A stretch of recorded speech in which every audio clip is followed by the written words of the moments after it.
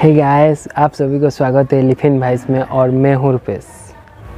आप मुझे पहले देख रहे थे, मैं उड़िया में वीडियो बना रहा था, पर आज मैं हिंदी में वीडियो बना रहा हूँ क्योंकि एक इंडिया के बारे में कुछ है। सो जो भी ये वीडियो देखे सबको समझ में आए, इसलिए ये वीडियो बना रहे हैं। इसलिए उड़िया में तो बना भी सकते हैं, पर हिंदी में वीडियो बना रहे हैं। सो आज हम कुछ टॉपिक के बारे में बात करें जो इंडिया में चल रहा है, जैसे कि कोरोना पैंडेमिक हो गया हो, साइक्लोनिक स्टॉर्म हो, या फिर ल्यूकोस्ट अटैक हो, केरला में एलिफेंट का डेथ हो, या फिर बॉयकॉट चाइना प्रोडक्ट। इसके बारे में हमसे बात करेंगे, पर दो चीज़ें मोस्टली फोकस करेंगे इसमें, जो है ल्यूकोस्ट अटैक और एक है बॉयकॉट चाइना प्रोडक्ट। सो कोरोना का जो हाल फिलहाल अभी चल रहा है इंडिया में, लॉकडाउन भी चल रहा है। सो उसका तो हम कुछ कर भी नहीं पाएंगे अभी फ़िलहाल, वो बहुत भी बढ़ चुका है। 2 लाख के करीब चला गया है जो पॉजिटिव केसेस हैं। सो अभी फ़िलहाल भगवान की वजह से और घर में बैठने के अलावा हमारे पास कुछ भी नहीं है। सो सिर्फ स्टे एट होम भी हो सकता है, घर में बैठे रहो और सुरक्षित रहो, और कुछ भी नहीं कर सकते अभी फ़िलहाल के टाइम में। सो दूसरा है साइक्लोनिक स्टॉर्म। इस तरह से देखा जाए तो उड़ीसा, वेस्ट बंगाल में तो अभी फ़िलहाल महाराष्ट्र में आया हुआ था। सो अभी फ़िलहाल साइक्लोनिक स्टॉर्म जो है, सो उसे भी कुछ भी नहीं कर सकते, वो नेचुरली बिल्ट होता है। सो क्या कर सकते हैं, उसके भी हम ऐसे तैसे करके जाने ही देते हैं, उसे कुछ भी रोक भी नहीं पाते हैं। पर कुछ चीज़ें होते हैं जिसे हम रोक सकते हैं, जिस तरह से ये जो केरला में एक एलिफेंट को मार दिया गया बॉम्ब दे के पाइनएप्पल के अंदर, सो उसको हम रोक सकते हैं। सो पहले भी हाथियों का शिकार होता था उसके दांतों के लिए। वो दांत जो होते हैं हाथी के, वो बहुत कीमती होते हैं। सो उसे लेकर बाज़ार में बेच देते हैं, उससे बहुत सारी चीज़ें भी बनती है। इस तरह से देखा जाए तो उड़ीसा में भी हाथियों को मार देते हैं, इवन कुत्ते वगैरह को भी मार देते हैं। हर की जान की कीमत होती है। इस तरह से देखा जाए तो केरला में भी ये नाइंसाफ़ी हुआ। पर हाँ, सोशल इश्यूज़ के बारे में थोड़ा बहुत हाइप मिल गया, इसी वजह से नेशनल इशू बन गया ये। नहीं तो केरला में भी पहले ही बहुत सारे हाथी को मार चुके हैं लोग, इस तरह से देखा जाए तो ये भी हम कुछ भी नहीं कर सकते हैं। पर हाँ, इतना कर सकते हैं कि ये सब इतना इस तरह से सिस्टम बनाना चाहिए कि जो इलीगली मार रहे हैं लोगों को, हाथी को मार रहे हैं, उसको रोक सकते हैं। हाथी हो या कोई भी जानवर हो। इस तरह से मैं भी नॉन वेजिटेरियन हूँ। इस तरह से देखा जाए तो मैं भी चिकन खाता हूँ, मटन खाता हूँ। बहुत सारी जीव को मारते हैं, जिस तरह से चिकन वगैरह हुआ, मच्छी वगैरह को मार देते हैं। इस तरह से हम भी मर्डरर हो गए, इस तरह से देखा जाए तो। पर मैं ये नहीं बोल रहा कि आप सब मतलब नॉन वेज छोड़ दीजिए, नॉन वेज खाइए। पर हाँ, ट्राई कर सकते हैं छोड़ने के लिए। मैं भी ट्राई करूँगा अगर पॉसिबल हो सके तो बाद में, पर अभी के लिए तो नहीं है। सो ये जो जीव जंतु को मार देते हैं, उसको ओवरकम करने के लिए हमें कुछ स्ट्रिक्ट एक्शन लेना पड़ेगा, जैसे कि लॉ में सुधार लाना पड़ेगा, स्ट्रिक्ट लॉ बनाना पड़ेगा इसके लिए। सो उसके बाद आता है ल्यूकोस्ट अटैक। ल्यूकोस्ट एक ऐसा है जिसे हम हिंदी में टिंडे बोलते हैं और उड़िया में पोंगोपाड़ा कोंती उड़िया रे। सो वो एक मतलब ग्रास ओपर और टिंडे एक अलग अलग चीज़ें होती हैं, पर एक जैसे दिखते हैं। उसके स्ट्रक्चर वाइज वो एक जैसे ही हैं, पर टिंडे जो होते हैं वो अपनी म्यूटेशन करते हैं। जैसे हम पोकेमॉन में बचपन में देखे थे कार्टून में, वो विकसित हो जाते हैं। इस तरह से उनके एटमॉस्फेयर के अनुकूल वो म्यूटेशन हो जाते हैं। मतलब जो टिंडे जो हरे वाले होते हैं वो अच्छे होते हैं, पर जो उनका म्यूटेशन हो जाते हैं वो येलो कलर के हो जाते हैं, वो थोड़े ख़तरनाक होते हैं। उनकी ब्रेन का साइज़ भी थोड़ा बड़ा हो जाता है, और वो उनकी खाने की एबिलिटी है वो भी बढ़ जाता है। अभी फ़िलहाल जो ल्यूकोस्ट अटैक हो रहा है वो पहले शुरू आता है ईस्ट अफ्रीका में, क्योंकि वहाँ पे मिड दिसंबर के करीब 2019 में वहाँ पे एक साइक्लोनिक स्टॉर्म हुआ था, जहाँ पे बाढ़ वगैरह फैल गया था उस टाइम। सो उनके अराउंड उसी सिचुएशन के एटमॉस्फेयर चेंजेस की वजह से वहाँ पे ल्यूकोस्ट का जो म्यूटेशन हो गया, वो भरी तादाद में वहाँ से निकल आए। सो जो हवा के चलते चलते वो पहले ईरान के हो रहा है, उसके बाद पाकिस्तान से, और अभी फ़िलहाल इंडिया में। अभी इंडिया में लोग बोल रहे हैं ये सब पाकिस्तान ने भेजा हुआ है, पर नहीं दोस्तों, ये पाकिस्तान का कोई चाल वगैरह नहीं है। इस तरह से जैसे अभी फ़िलहाल वेस्ट बंगाल और उड़ीसा में आम्फान आया हुआ था, सो उसी के चलते वो जो टिंडे के पूरी झुंड आई हुई थी, वो इंडिया में घुस गए उस एटमॉस्फेयर की हवा के चलते। इसी वजह से वो इंडिया में भारी तादाद में, जिस तरह से राजस्थान हो गया और मध्य प्रदेश, हरियाणा वगैरह, वहाँ पे बहुत खेती उजाड़ रहे हैं सब कुछ। और ये जो माइग्रेटरी ल्यूकोस्ट होते हैं वो क्या करते हैं ना, वो दूर से सफ़र करते हुए आते हैं। सो वो पहले तो ग्रीन होते हैं, जिस तरह से हम देखते हैं हमेशा ग्रास होपर के जैसा।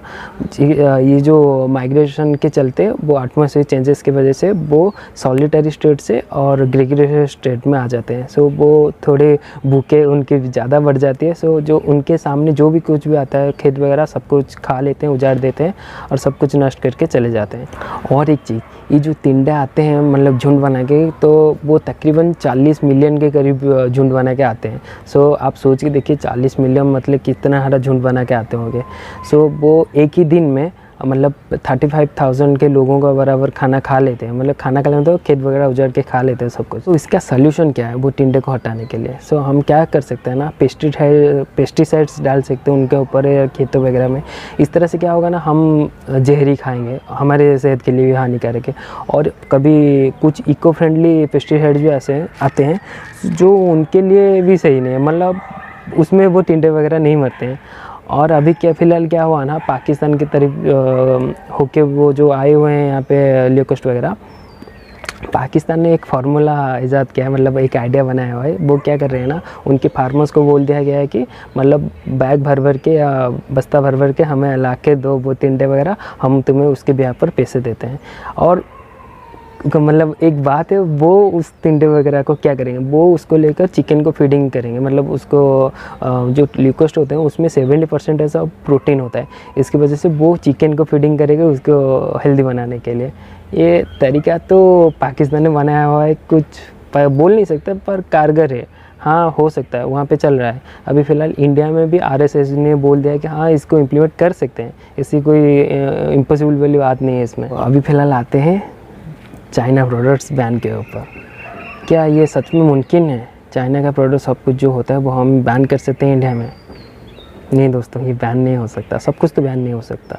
जिस तरह से हम कुछ व्यापार बिजनेस के चलते हुए, मतलब एक देश से दूसरे देश में बिज़नेस कैसे होता है, मतलब आइदर वो कुछ ख़रीद के ले आते हैं या फिर एक के बदले कुछ दूसरा चीज़ उन्हें दे देते हैं। मतलब वहाँ से कुछ ले आते हैं और यहाँ से कुछ दे देते हैं।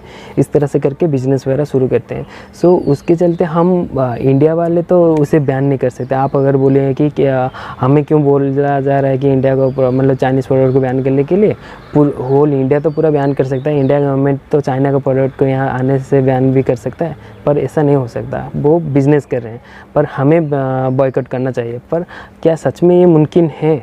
मुमकिन है, पर इतना भी आसान नहीं है। किस तरह से देखिए, अगर हम चाइना का प्रोडक्ट बैन कर देंगे, उसके अल्टरनेटिव उसके ब्याह पर हमारे पास क्या है? हमारे पास कुछ नहीं है। चाइना को उससे कुछ फ़र्क नहीं पड़ेगा हमारे बैन कर देने से, पर हमें फ़र्क पड़ेगा क्योंकि उनके ब्याह पर हमें उसका अल्टरनेटिव से नहीं मिला है अब तक मुझे। तो अगर अभी एक दूसरा क्वेश्चन में आ रहा होगा कि इंडिया में सामान इतना महंगा क्यों बेचते हैं, जिस तरह से इंडियन प्रोडक्ट वगैरह हो, इंडियन के मोबाइल्स को भी देख लो, मैक्रोमैक्स, लावा, कार्बन वगैरह, वो शाओमी और रियलमी के बराबर क्यों नहीं दे सकते उसकी रीजनेबल प्राइस में? वो क्या होता है ना, आप एक एग्जाम्पल के ज़रिए मैं आपको समझाने की कोशिश करता हूँ। देखिए, अगर ईंट वगैरह और सीमेंट वगैरह जो है, अगर हम एक घर बना रहे हैं, ठीक है, सो अगर हम ईंट को भी मैन्युफैक्चरिंग यहीं पे करेंगे, भट्टी, उसकी ईंट की भट्टी यहाँ पे लगा लेंगे और सीमेंट की फैक्ट्री वगैरह भी यहीं पे लगा लेंगे और उससे जो भी निकलेगा उससे घर बनाएंगे, तो आप सोच के देखिए उसने कितना कॉस्टिंग आ जाएगा उसके लिए। मतलब सीमेंट के फैक्ट्री बनाने में और ईंट वगैरह बनाने में कॉस्टिंग तो उसका अलग है, फिर घर बनाने का कॉस्टिंग में अलग है। इस तरह से हमारा एक घर का कॉस्टिंग बहुत ही ज़्यादा आ जाता है और उसके आप भी नहीं खरीदेंगे और मैं भी नहीं बेच भी पाऊँगा किसी से भी। सो इस तरह से देखा जाए तो हम सब क्या करते हैं ना, जो बिज़नेस चलता है, मतलब दूसरों की, मतलब चाइना वगैरह से, वहाँ से चिप वगैरह सब यहाँ पर ले आते हैं और यहीं पे असेंबल होता है बहुत सारी चीज़ें। इस तरह से शाओमी और रियलमी वगैरह का फ़ोन में लिखा हुआ था मेड इन इंडिया, वो तो चाइनीज़ ब्रांड है, कंपनी चाइनीज़ है, पर यहाँ पे असेंबल हुआ है। ये नहीं है कि वो कंपनी हो गया, मतलब मेड इन इंडिया लिखने से वो फ़िलहाल इंडियन कंपनी बन गया। उस तरह से देखा जाए तो हम सब कुछ बैन भी नहीं कर सकते अभी फ़िलहाल। एक इस तरह से एग्जांपल देता है। उस तरह से क्या होता है ना, हमें पहले मैन्युफैक्चरिंग प्लांट को इन्वेल्ट करना चाहिए, मतलब इस्टेब्लिश यहाँ पे करना चाहिए। जिस तरह से मैन्युफैक्चरिंग प्लांट यहाँ पे बन जाएगा उसके बाद जाकर करेंगे। और चाइना में हाल फिलहाल में ये सब नहीं डेवलप किया, उसके भी टाइम लगे, बहुत दिन लग गए उसके लिए, मतलब डेवलप वगैरह करने के लिए, इस्टेब्लिश करने के लिए। वो फ़िलहाल अभी उसके लिए कुछ मतलब टेंशन वाली बात नहीं है, वो तो हम बाइकआउट कर देने से भी उसके कुछ फ़र्क नहीं पड़ेगा। पर हाँ, हमें पड़ सकता है इसके वजह से, क्योंकि हमारे पास ऑल्टरनेटिव्स नहीं है। पहले हमें ऑल्टरनेटिव ढूंढना पड़ेगा। हम तो प्यारी प्यारी दो अखियाँ इस तरह से करते करते हमारा ज़िंदगी चली जाएगी या कुछ भी नहीं, पता नहीं। पर उसको अन इंस्टॉल करना चाहिए पहले, और उसके बाद हमें सोचना चाहिए कि अल्टरनेटिव कैसे मिलेगा हमें। दिमाग चलाओ, उसके लिए कुछ काम करो, मतलब किस तरह करके हमें अल्टरनेटिव ढूंढना पड़ेगा, अल्टरनेटिव वगैरह। और वो क्या हो जाता है, देखिए एक एग्जाम्पल के जरिए और एक समझाता हूँ। उनके प्रोडक्ट, चाइनीज़ प्रोडक्ट इतने सस्ते क्यों होते हैं। जिस तरह से देखिए Xiaomi हो गया, Xiaomi की बात छोड़ देते हैं, और Oppo, Vivo, Realme और OnePlus वगैरह की बात करते हैं। वो एक पेरेंट कंपनी के अंदर है, मतलब एक BB के इलेक्ट्रॉनिक्स है, वो उसके पेरेंट कंपनी के अंदर ही आते हैं, ठीक है। सो वो जब Oppo का कुछ प्रोडक्ट मैन्युफैक्चर कर रहा है, कुछ फ़ोन वगैरह बनाएगा, उसके लिए वो लॉट अमाउंट में चीज़ें खरीद लेता है। इस तरह से वो Realme के लिए भी काम करता है, और OnePlus के लिए भी और Vivo के लिए भी। उस तरह से ज़्यादा चीज़ें लाने से उनके लिए कॉस्टिंग भी कम हो जाता है। पर सोच के देखिए, अगर माइक्रोमैक्स हो, कार्बन लाभा वगैरह हो, वो कुछ मतलब इंडिया में उतना सेल नहीं उनका नहीं है। वो अगर लाएंगे, कुछ लिमिटेड क्वांटिटी ऑफ चीज़ें खरीद के लाएंगे, उतना ही फ़ोन बनाएंगे। उस तरह से उनका कॉस्ट भी ज़्यादा आ जाता है, और उनके फ़ोन वगैरह और ज़्यादा रेट में बेच भी नहीं पाएंगे वो लोग। इसी वजह से उनका मतलब इंडियन फ़ोन वगैरह का कॉस्टिंग थोड़ा हाई रहता है, और चाइनीज़ प्रोडक्ट वगैरह थोड़े सस्ते मिल जाते हैं। अभी फ़िलहाल बॉयकॉट बोल देने से सिर्फ बॉयकॉट नहीं हो जाता। हाँ, जो ऐप्स वगैरह है उन्हें बॉयकॉट कर सकते हैं, हाँ उसके अल्टरनेटिव्स थोड़ा बहुत मिल जाएंगे। पर अभी फ़िलहाल फ़ोन वगैरह हो गया, कुछ इलेक्ट्रॉनिक सामान वगैरह हो गया, अभी फ़िलहाल उसे बॉयकॉट नहीं कर सकते, क्योंकि हमारे पास उतना अल्टरनेटिव्स नहीं है। पहले अल्टरनेटिव्स बनाओ, पहले मैन्युफैक्चरिंग प्लांट बनाओ। अभी फ़िलहाल हम आत्मनिर्भर नहीं बने अब तक। लोग, मोदी जी ने तो बोल दिया आत्मनिर्भर बनो। फ़िलहाल हम तो टिकटॉक में पड़े हुए हैं, हमें दिमाग को दौड़ाना पड़ेगा, और टिकटॉक से बाहर निकलकर हमें उसके अल्टरनेटिव्स अभी ढूंढना पड़ेगा। अल्टरनेटिव्स मिल जाने के बाद हम सोच सकते हैं, पिछले 5-10 साल के बाद हम हाँ चाइना के बराबर के टक्कर के हो जाएंगे। अभी फ़िलहाल बॉयकॉट करने से भी उससे कुछ फ़र्क नहीं पड़ेगा, और हमें फ़र्क पड़ेगा, क्योंकि हमारे पास नहीं है विकल्प। TSMC नाम की एक कंपनी है जो एप्पल के लिए चिप मैन्युफैक्चरिंग करती है, और उसका मैन्युफैक्चरिंग ब्रांड चाइना में है। सो इस हिसाब से हम चाइना के US के प्रोडक्ट को भी बैन नहीं कर सकते ना। सो इस हिसाब से हमें पहले सॉल्यूशन ढूंढना पड़ेगा, उसके बिहाफ पर हमें अल्टरनेटिव्स क्या है उसे ढूंढना पड़ेगा। उसके बाद जाकर हम बॉयकॉट के लिए सोच सकते हैं। फ़िलहाल अभी धीरे धीरे करके इम्प्लीमेंट कर सकते हैं, अभी से ही शुरू करना पड़ेगा हमें। उसके बाद जाकर मतलब अगले कुछ सालों के बाद अभी हो सकता है, जिस तरह से सोनम वांगचुक जैसे हमारे 3 इडियट्स के जो सुनसुक गागुड़ थे लद्दाख में, सो वो बोल रहे हैं कि अभी फ़िलहाल 1 हफ्ते के अंदर जो चाइनीज़ सॉफ्टवेयर हैं, ऐप वगैरह है, उसे अनइंस्टॉल करो, और 1 साल के अंदर जो हार्डवेयर प्रोडक्ट है उसे बॉयकॉट कर दो, मतलब पूरा ज़िंदगी से निकाल दो। पर इसी 1 साल के अंदर हमें अल्टरनेटिव्स ढूंढना पड़ेगा, उसके बाद ही जाकर हम ये सब जो स्टेप्स हैं वो आगे बढ़ सकते हैं। और एक बात, हम इंडियंस ना क्या जुगाड़ू होते हैं, हर चीज़ के लिए कुछ जुगाड़ वगैरह लगा लेते हैं, और इसीलिए हम R&D पे ज़्यादा पैसे खर्च नहीं करते।